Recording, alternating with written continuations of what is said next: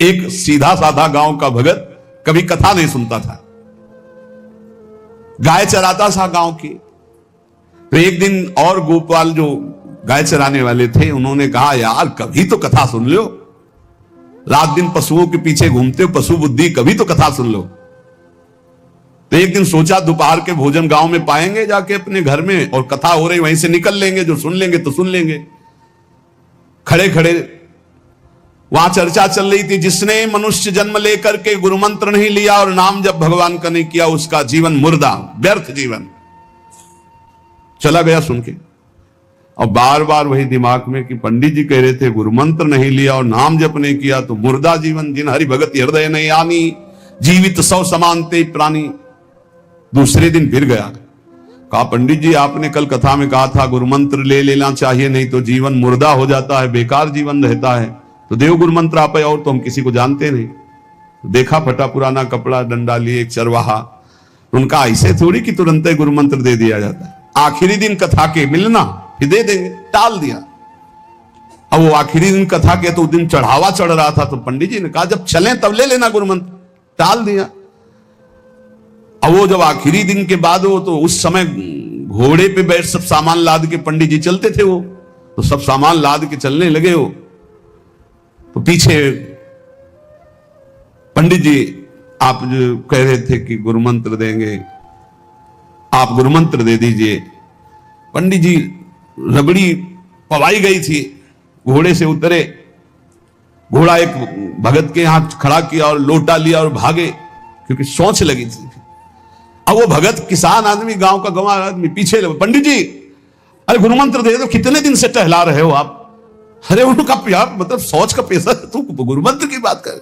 अब वो पीछे लगा कि अब हम नहीं जाने वाले, आपने सब सामान लाद ली थी, भगवान की कृपा कहो कि आपको सोच लगी आई, नहीं तो आप हमको तो गुरु मंत्र ही नहीं देते, हम आपको नाम पर विश्वास की बात। पंडित जी तो दत गपोचन, जय गुरुदेव की जय गुरु, वो दबकाए यह दत गपोचन, मतलब एकदम मूर्ख आदमी, तो सोच तो।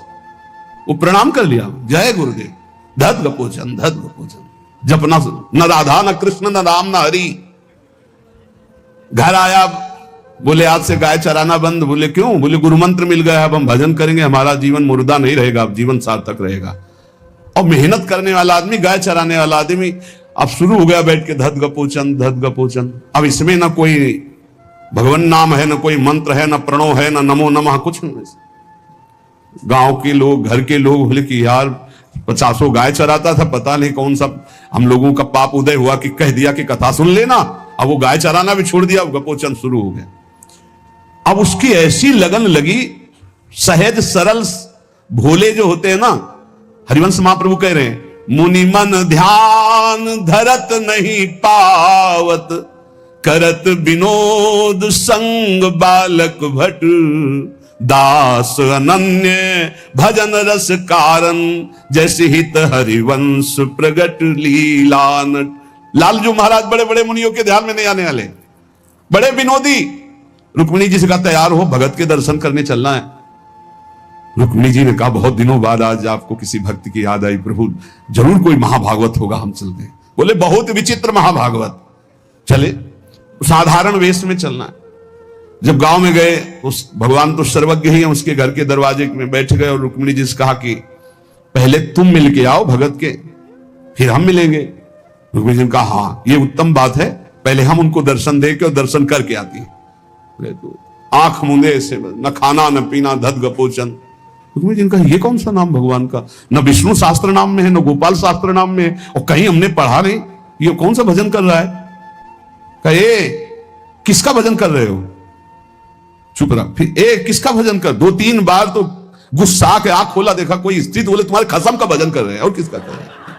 वो रुक्मिणी जी आ गई, बोले बहुत जानकार भगत है।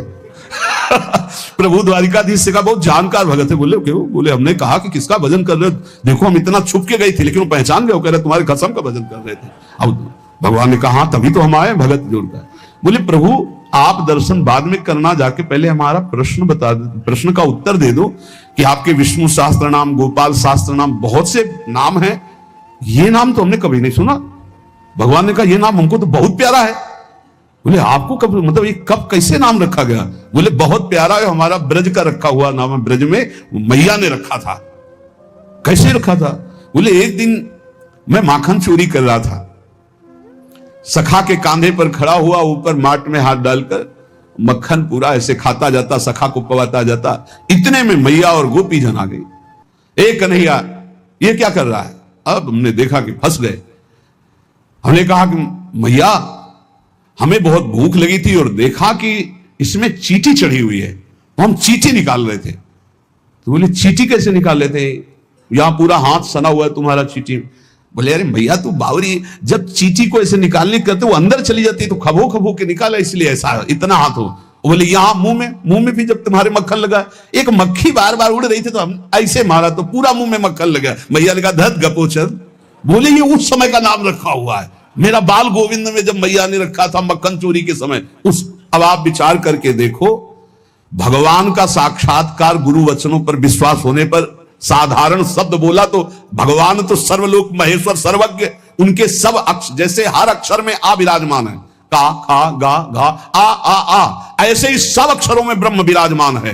फिर राधा नाम तो स्वयं हरि जपते हैं और राधा नाम तो परम प्रेममय है और बड़ा गुह्य है। विश्वास करके जब वो धदगपोचंद जपा तो रुक्मिणी और द्वारिकाधीश भगवान दर्शन देने आ गए, और तुम विश्वास करके राधा राधा जपोगे तुम्हें नहीं प्राप्त हो जाएगा? अरे यही राधा स्वयं भगवान हरि जपते हैं। इसलिए पहला जीवन का चरम लक्ष्य भगवत प्रेम, भगवत प्राप्ति।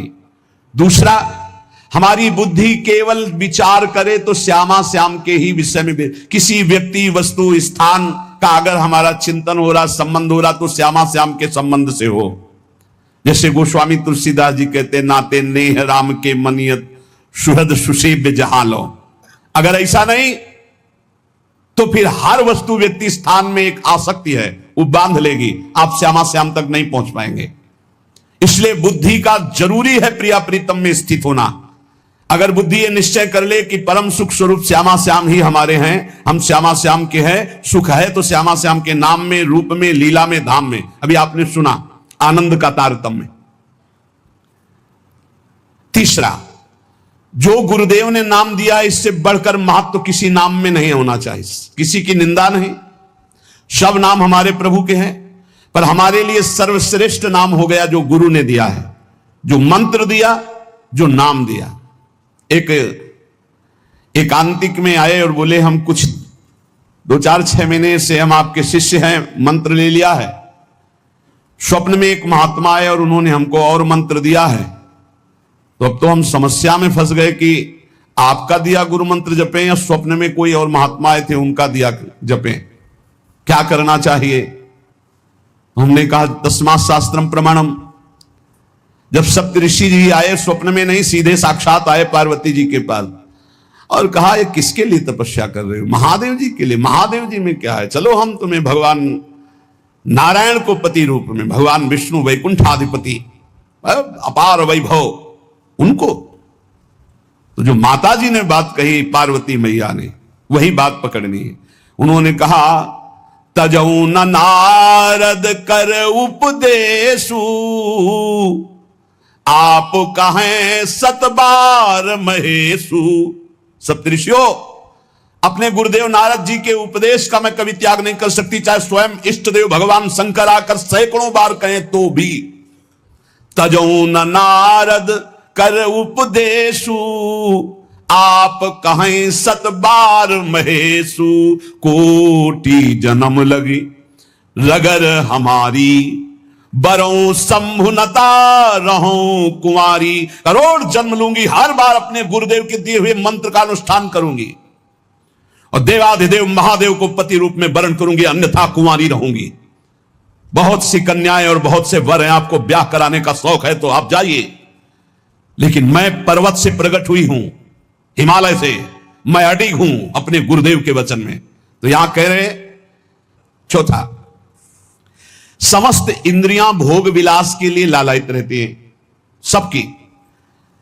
अब इनको भोग देना भी है, बिना भोग के, बिना विषय के जीवित नहीं रह सकते। शरीर चलाना है, सेवा धर्म पूर्ति करनी है, पानी पीना भी विषय है, अन्न पाना भी विषय है, देखना भी विषय है, सुनना भी विषय है, सब विषय के अंतर्गत आता है।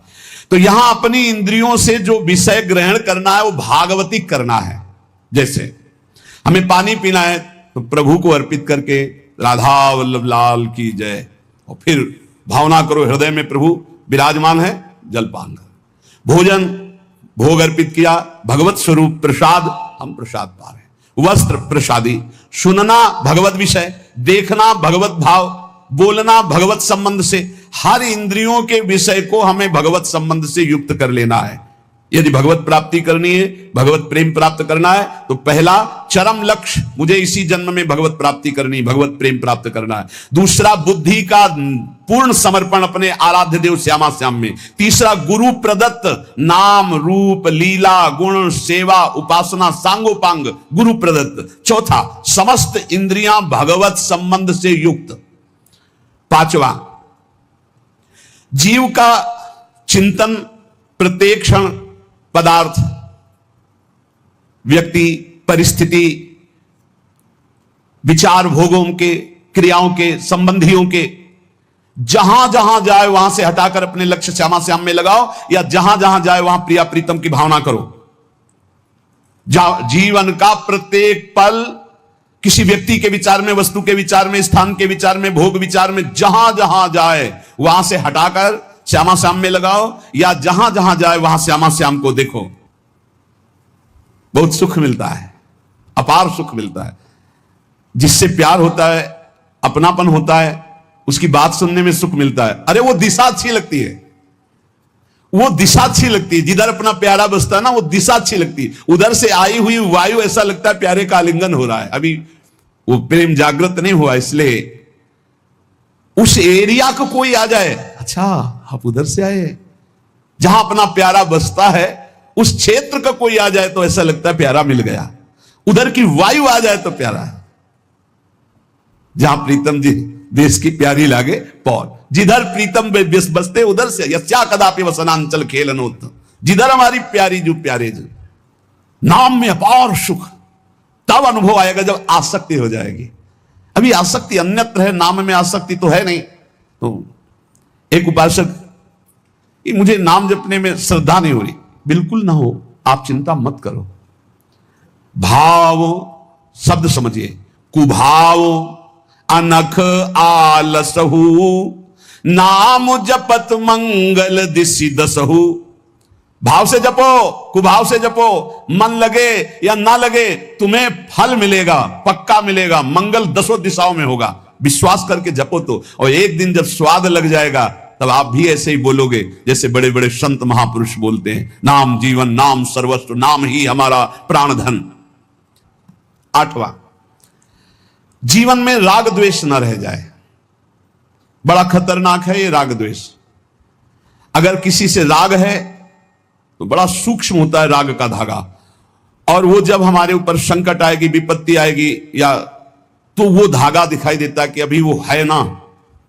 द्रौपदी जी को पहले श्री कृष्ण याद नहीं आए, 5 महारथी पति है अतिरथी, वो याद आए, फिर भीष्मादि याद आए, फिर अपनी भुजाओं का बल, फिर दांतों का बल, और जब निर्बल तब महाबल। सुनेरी मैंने निर्बल के बल राम, महाबल प्रभु श्री कृष्ण का तब जागृत हुआ। यह राग बहुत खतरनाक है, किसी से राग ना करें। यही राग जब प्रियालाल के चरणों में अर्पित हो जाता है तो अनुराग कहलाता है। जब शरीर भोग, शरीर संबंधी, यही बहुत फंसा वाला जन्म मरण चक्र का मूल यही राग है। और जब इसमें बाधा पड़ती तो द्वेष हो जाता है। द्वेष बहुत खतरनाक है। भजन कर रहे हैं, कई वर्ष पहले किसी ने कुछ कहा, याद आ गया और जलने लगा हृदय। उसकी पूरी सामने झांकी है, भजन कर रहे प्रभु का, और झांकी है उस द्वेष जिससे हुआ है, और हृदय जलने लगा। या कभी वो सामने पड़ गया तो देखकर जल। द्वेष ना होने पावे, अजात शत्रु ते सदा, भक्त अजात शत्रु होता, एक भी पूरा सृष्टि में शत्रु ना होने पावे। नवा, प्रत्येक परिस्थिति में अपने आराध्य देव के द्वारा दिया गया मंगल विधान है ऐसा मानना। एक बार हमने सुना था, उस समय किडनी का रोग प्रकाशित नहीं हुआ था, कि असाध्य रोग भगवान की विशेष कृपा से प्राप्त होता है। तो साधन पर उस समय जोर था, तो डर लगा कि असाध्य रोग कृपा कैसे हो सकती है, ना साधन में बैठ सकते हैं, पीड़ा रहती होगी तो भजन भी नहीं हो सकता, तो ये कृपा कैसे हो सकती है असाध्य रोग। लेकिन सच्ची आपसे कहते हैं, साधना हो रही थी भगवत मार्ग में जैसा कुछ, लेकिन शरणागति में कमी थी, क्योंकि साधन पक्ष में विश्वास बहुत जोर का था। शास्त्र प्रमाणित साधन के बल से भगवत प्राप्ति पर विश्वास हमें था। कृपा शब्द का हमारा कोई परिचय नहीं था, कृपा शब्द से हमारा कोई परिचय नहीं था। पक्का समझ लीजिए, क्या कृपा शब्द, ये तो शब्द ही नहीं था, बस साधन शब्द से परिचय था। अपनी इंद्रियों को बस में करो, मन का निग्रह करो और भगवान का निरंतर भजन करके परम पद प्राप्त करो। हर समय अपने साधन में लगे रहो। जब किडनी फेल हुई, साधन शब्द हटा, अब हाहाकार मच गया अहंकार में। अब क्या, फिर जो अहंकार शरणागत हुआ, फिर बात बन गई जो करोड़ों जन्मों की साधना से नहीं बनती, वो इस असाध्य रोग ने काम बना दिया। कह रहे हैं कि प्रत्येक परिस्थिति में पूर्ण कृपा, पूर्ण मंगल विधान देखना, ये नवा सूत्र है। जैसी भी परिस्थिति आवे, चाहे जितना विकराल रूप लेकर के आ जाए परिस्थिति, कृपा ही कृपा, कृपा ही कृपा सच्ची मानना, परिणाम में देखना बड़ा मंगल और बड़ी कृपा होगी। 10वां, प्रेम प्राप्ति के मार्ग के पथिक का जीवन बड़ा विनयमय, बड़ा विनम्र, बड़ा संयमी, सदाचारपूर्ण, त्यागमय और शांत सुख स्वरूप। प्रेमी महात्मा का ये स्वरूप, बड़ा विनम्र जीवन, बड़ा विनयमय जीवन, बड़ा संयमित जीवन, सदाचारपूर्ण और त्याग रूप। त्याग की चेष्टा नहीं, वो त्याग रूप ही है। प्रभु के सिवा उसे कुछ अच्छा नहीं लगता। कुटुंब देहते जाए छूटी सब ही विधि नातो। और अद्भुत शांति, अद्भुत शांति, कोई भी द्वंद आ जाए उसे अशांत नहीं कर सकता। 11वां, श्री राधा माधव के नित्य नूतन परमानंद प्रदान करने वाले पदों का गायन, उनकी सेवा, उनके प्रेमी जनों के दर्शन संभाषण, तब ऐसे प्रेमानंद की तरंगे हृदय में उछलती रहती है जिससे लीला रस में उसका प्रवेश हो जाता है, तब उसका लीला रस में प्रवेश हो जाता है। इसलिए अपने जीवन को महाप्रेम में बनाने के लिए जो आप सत्संग में श्रवण करते हैं, ये बड़े सौभाग्य से श्रवण कथन का हमें प्रभु ने अवसर दिया है। हम इसे व्यर्थ न जाने दें, बार बार मनन करो। देखो भगवान की इतनी कृपा हो गई, ये यंत्र मोबाइल आदि जो है, अगर इनका सही प्रयोग करे तो ये बहुत सहायक है। एक बार सत्संग हो गया, जो पकड़ पाए नहीं, हम 10 बार सुनेंगे तब तो हम पकड़ लेंगे ना। तो 10 बार कैसे सुनते? अगर ये मोबाइल ना होते, ये यंत्र ना होते तो हम कैसे सुनते? बड़ी कृपा भगवान ने की। जैसे जैसे कलयुग हमारी स्मृति का अपहरण कर रहा है, तो भगवान के द्वारा प्रेरित होकर विज्ञान भी वैसी सहायता कर रहा है कि एक बार का सत्संग हमें पकड़ में नहीं आया तो हम 10 बार मोबाइल से सुन सकते हैं। बस हर चीज में गुण दोष है, तो मोबाइल के दोष को स्वीकार न करें। प्रपंच देखना, गंदी बातें देखना सुनना अगर शुरू कर दो तो दिन भर ही उसी में लग जाएगा। मतलब की बात देखो, संत महापुरुषों के सत्संग को सुनो और उसका मनन करो, उसको अपने आचरण में उतारो और एक क्षण भी नाम से विलग न रहो। जीवन का परम लाभ। शेष चर्चा आगे। श्री राधा वल्लभ लाल की।